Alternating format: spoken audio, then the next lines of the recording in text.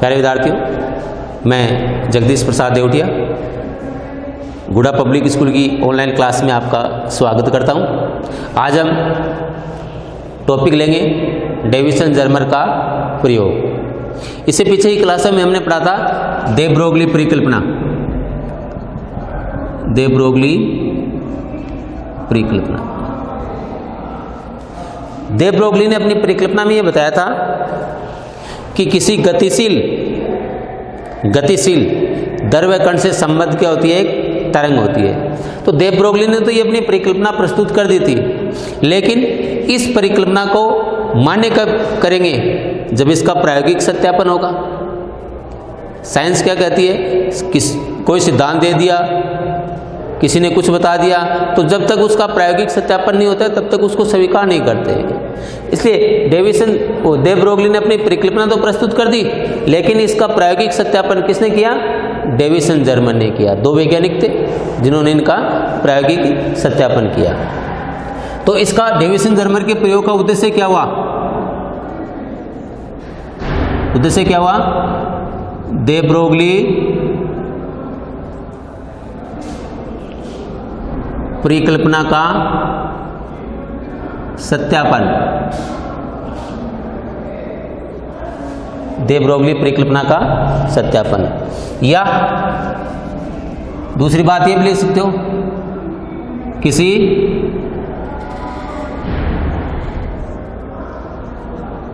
द्रव्य कण की तरंग प्रकृति का सत्यापन।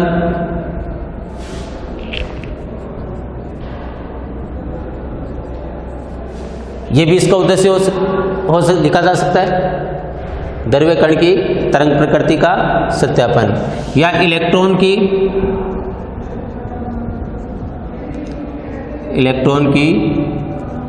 तरंग प्रकृति का सत्यापन।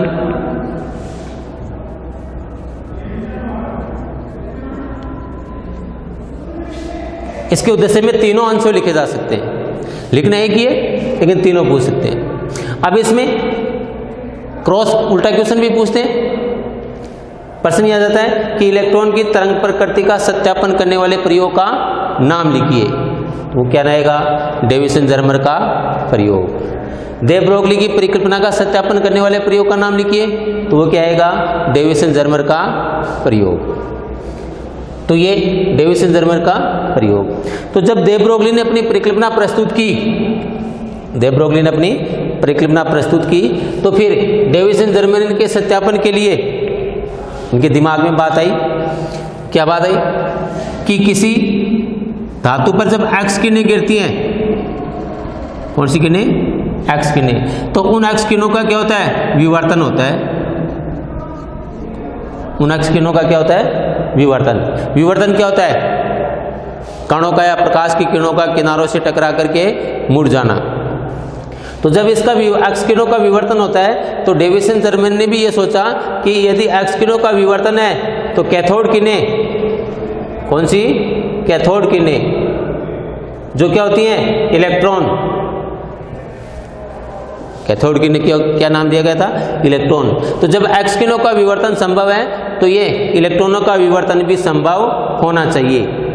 ये बात किसके दिमाग में आई, डेविसन जर्मर के दिमाग में आई, कि जब एक्स किरणों का विवर्तन संभव है तो इलेक्ट्रॉनों का विवर्तन भी संभव होना चाहिए। और विवर्तन यदि हो जाता है तो विवर्तन क्या है, विवर्तन किसको प्रदर्शित करता है, तरंग प्रकृति को। विवर्तन किसको प्रदर्शित करेगा, तरंग प्रकृति को। तो यदि इलेक्ट्रॉनों का विवर्तन संभव है तो फिर उसके साथ में भी क्या होनी चाहिए, तरंग होनी चाहिए। जब उसके साथ में तरंग होनी चाहिए तो फिर दे ब्रोगली की परिकल्पना सत्य है। ये बात प्रूफ की डेविसन जर्मर के प्रयोग से।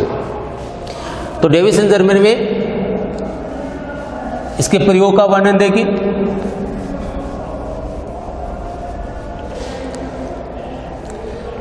इसके प्रयोग में तीन मुख्य भाग थे। एक तो इलेक्ट्रॉन गन, ये क्या है, इलेक्ट्रॉन गन। इस इलेक्ट्रॉन गन में टंगस्टन धातु का फिलामेंट होता है। क्या होता है? टंगस्टन धातु का फिलामेंट। किसका? टंगस्टन का। इसके साथ में एक बैटरी जुड़ी होती है,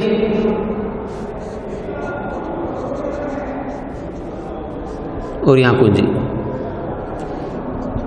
जब इस बैटरी से इस टंगस्टन धातु में हम धारा प्रवाहित करते हैं तो इससे क्या होगा? इलेक्ट्रॉन उत्सर्जित होते हैं। इससे क्या उत्सर्जित होंगे? इलेक्ट्रॉन। इसलिए इसको क्या नाम दिया गया? इलेक्ट्रॉन गन नाम दिया गया। जब टंगस्टन धातु पे विभवांतर आरोपित करके इसको बैटरी से जोड़ के जब इसमें धारा प्रवाहित करते हैं तो इससे क्या उत्सर्जित होते हैं? इलेक्ट्रॉन उत्सर्जित होते हैं। तो ये टंगस्टन धातु का फिलामेंट है। इस इलेक्ट्रॉन गन में इसमें धारा प्रवाहित करने पर क्या उत्सर्जित होंगे? इलेक्ट्रॉन। इसलिए इसको क्या नाम दे दिया गया? इलेक्ट्रॉन गन नाम दे दिया गया। अब इन इलेक्ट्रॉनों को संरेखित करने के लिए दो रेखा छिद्र में से गुजारते हैं। इन रेखा छिद्रों को हम कहते हैं डायफ्राम।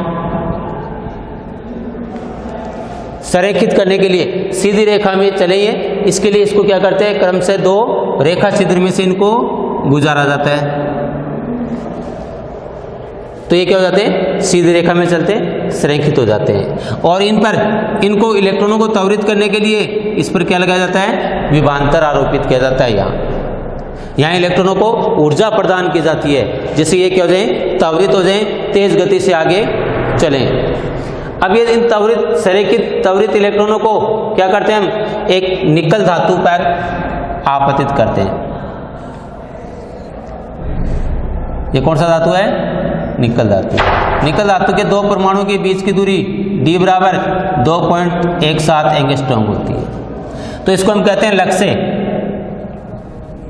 इसको क्या कहेंगे? लक्ष्य।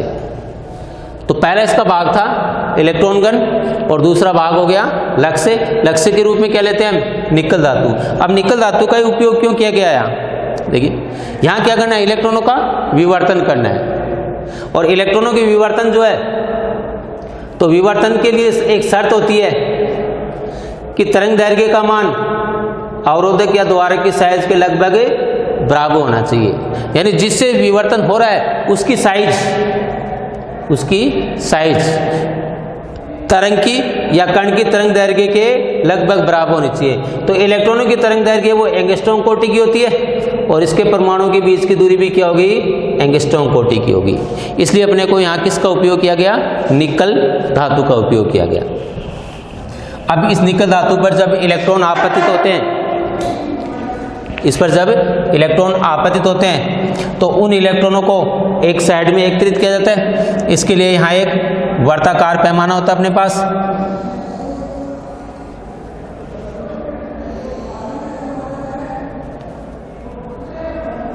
इधर क्या होता है? वर्ताकार पैमाना।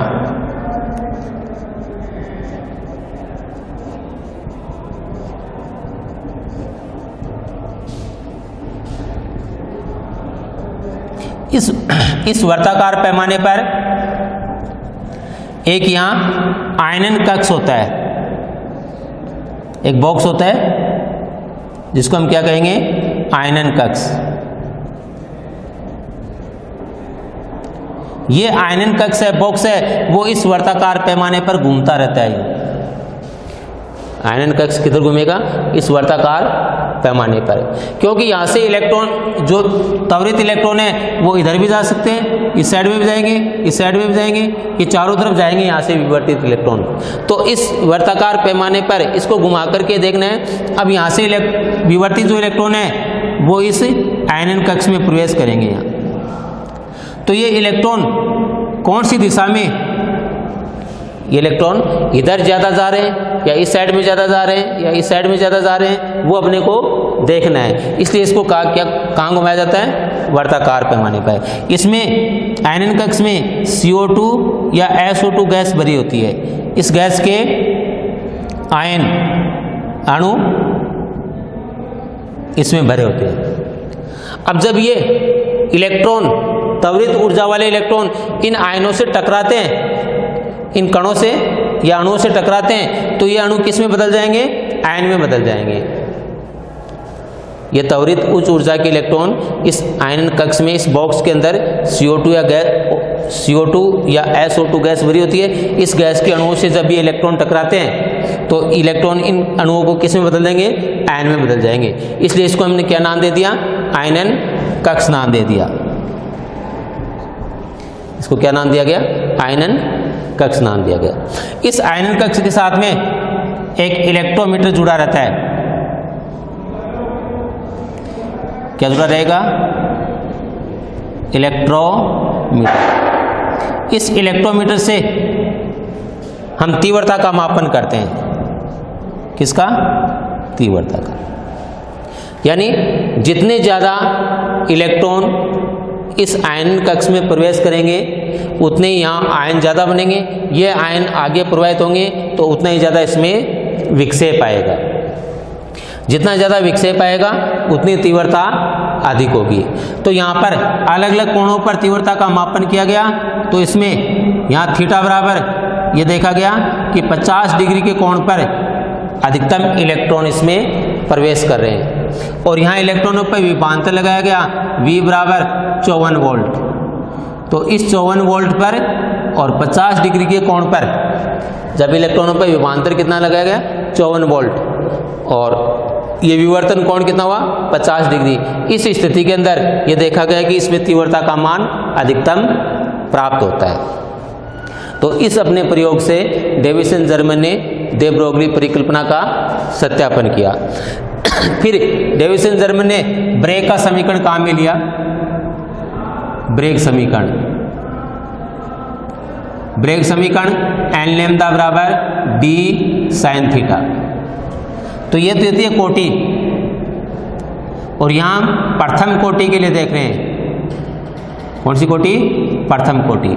और d इस निकल क्रिस्टल के दो परमाणुओं के बीच की दूरी। और थीटा ये विवर्तन कोण। तो यहाँ से लैम्डा का मान निकालें। n का मान तो 1 हो गया। 1 गुणा लैम्डा बराबर d का मान 2.17 एंगस्ट्रॉम और गुणा साइन 50 डिग्री। तो लैम्डा बराबर 2.17 एंगस्ट्रॉम गुणा साइन 50 का मान 0.7660। तो यहाँ से आएगा लैम्डा बराबर 1.67 एंगस्ट्रॉम।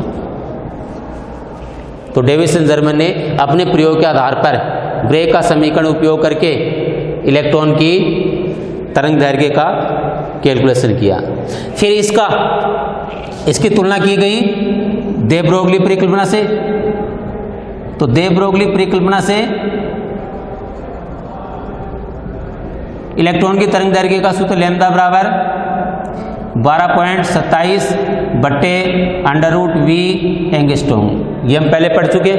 तो इलेक्ट्रॉन की तरंग दैर्घ्य ज्ञात करने का यह सूत्र था। तो यहाँ 50 डिग्री पर जो विभवांतर था वो कितना था? 54 वोल्ट।